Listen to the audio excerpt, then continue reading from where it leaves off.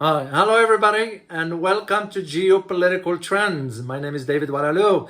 I'm so excited to be here with you guys, as always, and I mean it. Lula Inácio de Silva won the elections in Brazil. Now, you might think, what this has to do with me? A lot. Depends on what part of the world you're in. It's a major change on the global stage. In this video, I am going to be providing you a detail as to how that change is going to be happening. I'm very familiar with this topic. I spoke about it a month ago during the first round, but in this video, I'm going to be providing you a more analysis about this one. Before I delve deeper, please hit the subscription button and hit the notification button also, so you will be notified every time I upload a new video. And always, I can't thank you enough for your support. So let's dive into this. Well, this morning, by the time you watch this video, it will be about a day or two. The elections have been certified or announced that Lula won the election by a small margin, but it won't matter. That's how in a democratic vote, he won the elections, end of story. Bolsonaro has not conceded yet. So it won't matter. Life goes on. Brazilians are excited about it. But I'm not here to talk about that. I'm going to be talking about what does Lula have in mind moving forward. So what's interesting about it is that now with his winning of the second round, what kind of aspirations Lula may have? Well, he wants to have Brazil play an important role and be a key player. In one is the process of South America's integration, and I will tell you why in a second. And two, in the revival of the BRICS.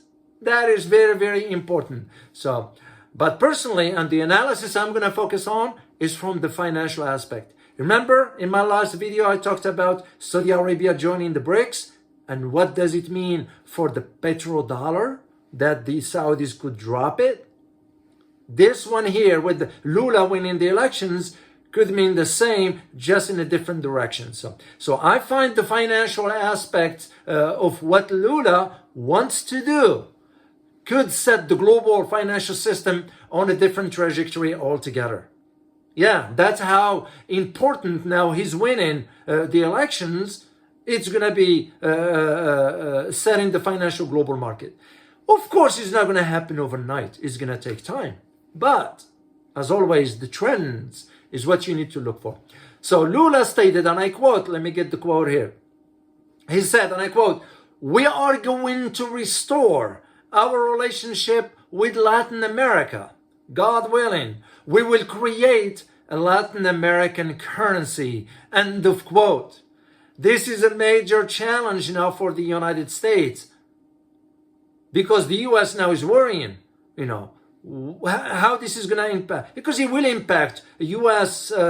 sort of a global status as far as the dollar, And I will, of course, provide you the link for all this information here. So the proposal, what Lula said about having a unified currency in Latin America, will imply that the creation of a South American central bank capitalized by all the countries in the region. And he said, and I quote, "We don't have to depend on the dollar," end of quote. And this is what Lula said during the first round about 4 weeks ago when he was talking to his supporters. That is it's a major event should this move forward. Most Latin American countries are in favor of this. Even economists in the region, some well-established economists like Gabriel Gallipolo, he argued for the implementation of a model in Latin America like that of the European euros. Last year, and I recall this one here, last year in 2021, the current economic minister in Brazil, Paulo Guedes, he said that a single currency for the Mercosur Mercosur is an abbreviation, of course, of the Spanish name for the economic bloc called Mercado Común del Sur, which translates to English as the common market of the South. Basically what he said is that this common currency will allow for A, greater integration, B, free trade area, and C, it create a currency that could be one of the 5 or 6 relevant currencies in the world. So you can just see where this is going. And this is what I'm gonna be watching for, what Lula is gonna be doing his first week in office. Because usually the first month or so will give you an indication of any new coming president, what kind of policies he's gonna pursue or she's gonna pursue. So in this case, I'm gonna keep my eyes open on what's going on. And I have some contacts in Brazil, so I'm gonna be making sure that the information is as accurate as it can be. Of course, we're not gonna be hearing this in the West much, because the US now is concerned about it. Even though President Biden sent his congratulations to President Lula this morning, as a matter of fact. So the Southern Common Market, or Mercosur for that, just to give you a brief history about it. What is Mercosur? Mercosur is a regional integration process originally established by Argentina, Brazil, Paraguay, Uruguay, and subsequently joined by Venezuela and Bolivia. Well, the latter, Bolivia that is, still complying with the accession procedures. There are procedures how you become a member of an economic bloc. So here is my input, my own analysis if I am to see this. My assessment is that if Brazil puts enough considerable resources behind this proposal of what Lula is proposing as far as a unified currency, we would witness a major development in Latin America and a change in the global financial market or system that is. So the dollar will become irrelevant in Latin America. So I can't just see how Latin America leaders, Latin America's leaders now thinking about the current US and the EU sanctions on Russia. And probably saying to themselves, those Latin American leaders saying to themselves, we need to have an alternative to A, financial system, and B, a global leadership. So in a simple term, they're saying or thinking, we need to have another alternative to the US dollar, and we need to have another alternative to the US global leadership, because the world is shifting from a unipolar to a multipolar system. So what you need to know is that President Lula da Silva is the first Brazilian president whose name is well known across the global South. He is very popular. And as a matter of fact, he's the one who pushed the BRICS to the forefront, per se. He played a major role into this. This is why I said at the beginning, the revival of the BRICS is going to be one of his policies that he's going to pursue. So now, with his popularity, and he is now the president, will he be able to drive and reshape the trajectory of the multilateral agenda in the world, in world affairs today? That is a fair question to ask, because for me personally, and I am sure you do as well, we think in terms of the big picture.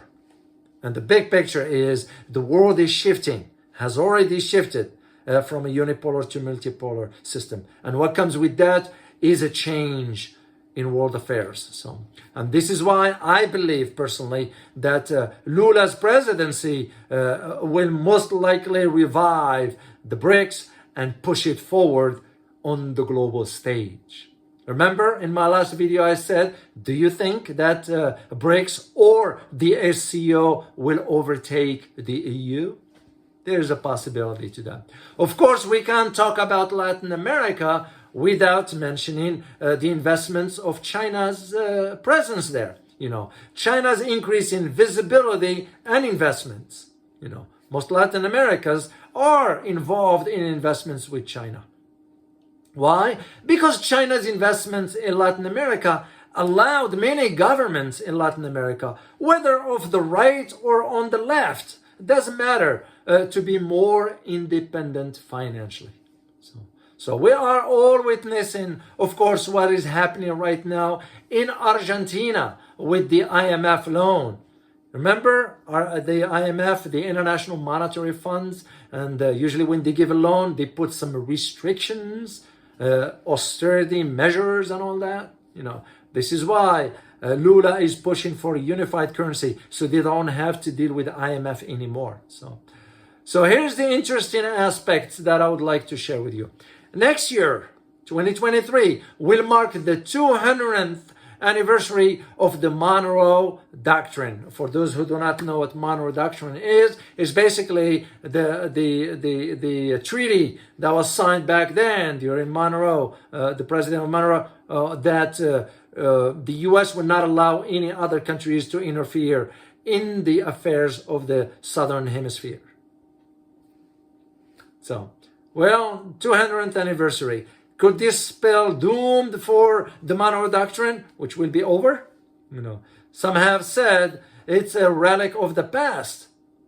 Others are saying not too fast.